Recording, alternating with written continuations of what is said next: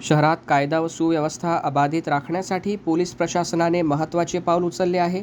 अमरावती शहराचे पोलीस आयुक्त राकेश ओला यांनी महाराष्ट्र पोलीस कायद्याच्या कलम 37(1) व 37(3) अंतर्गत प्रतिबंधात्मक आदेश जारी केले आहेत.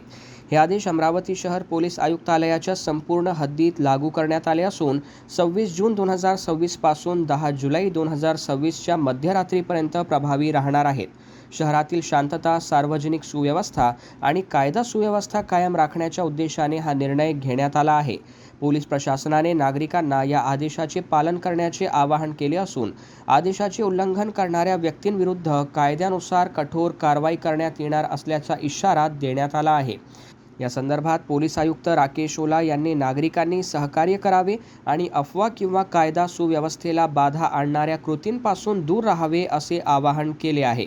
अमरावती शहरात पुढील 15 दिवसांसाठी महत्त्वाचे प्रतिबंधात्मक आदेश लागू करण्यात आले आहेत.